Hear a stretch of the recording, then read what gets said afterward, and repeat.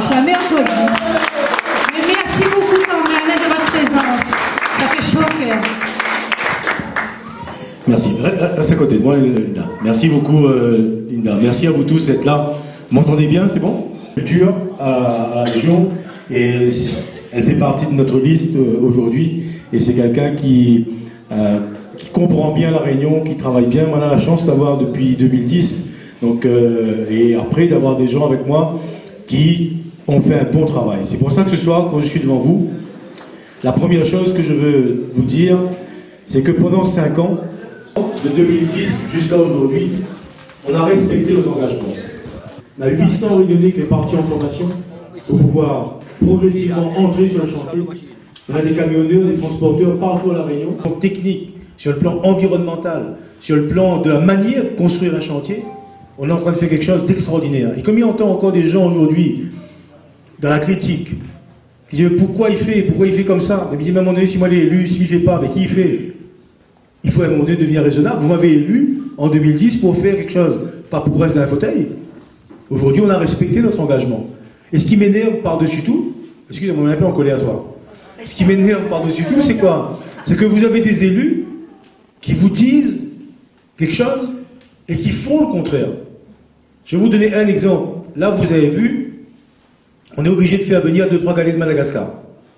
Vous avez vu, ça allait dans le journal partout, et à la télévision partout. Pourquoi est-ce que je suis obligé de faire ça? C'est parce que on va rentrer dans la saison cyclonique. On est en train, en 2 ans, on a déjà dépensé 500 millions, plus exactement 513 millions d'euros pour faire ce que vous voyez là. Et ce que vous ne voyez pas aussi, il y a 3 usines au port. Dans la ville du port aujourd'hui, il y a 3 usines qui ont été construites pour le chantier de la route du littoral. Donc la file dépense 500 millions d'euros. Là, on entre dans la période cyclonique. Si je n'ai pas des gros blocs pour venir conforter le travail qu'on a fait, on prend le risque de voir une partie du travail partir à la mer. Vous imaginez même, on n'a pas le droit de faire ça. Mais pourquoi est-ce qu'on est obligé de faire venir des galets aussi?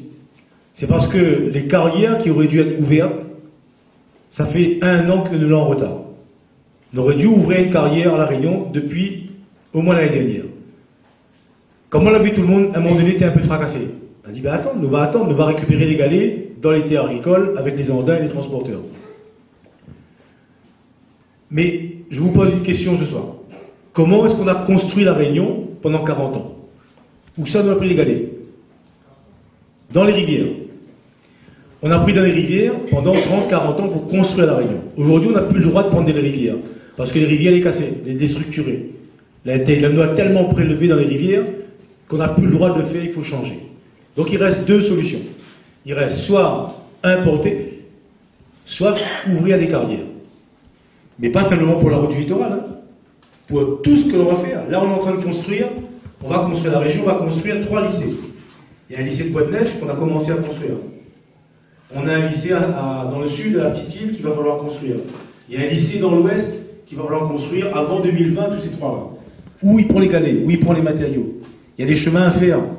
Il y a des centres de formation professionnelle à rénover, à réhabiliter. Où c'est qu'on va prendre les matériaux dans les 40 prochaines années? Mais il dit encore, il reste 2 solutions. Soit on importe, soit on ouvre des carrières. Au lendemain des élections, parce que quand on est en période d'élection, parfois il est un peu tumultueux, les gens ils crient un peu trop fort, il dit, mais attendre tranquillement. Au lendemain des élections, je vais lancer en tant que président de région, si je suis élu, si vous me faites confiance, je vais lancer une consultation, un genre de référendum, pour vous dire, voilà ce qui, parce qu'il considère que c'est un affaire important. Pour vous dire, voilà, si on importe des galets de Madagascar, voilà combien ça va coûter, voilà comment ça va se passer, voilà les entreprises qui vont travailler, etc. Et vous allez voir cette partie-là. Et puis je vais vous dire, si on ouvre une carrière, voilà comment ça va se passer, voilà combien ça va coûter, quelles entreprises de la Réunion vont travailler. Et vous aurez le choix entre les 2. Et c'est vous qui allez à un moment donné voter. Vous dire, vous êtes importer de galets, ou vous êtes ouvrir des carrières. Moi j'ai mon idée, moi, hein. Mais je veux qu'à un moment donné, on partage ça ensemble. C'est ça aussi la démocratie. C'est les sujets importants pour la Réunion.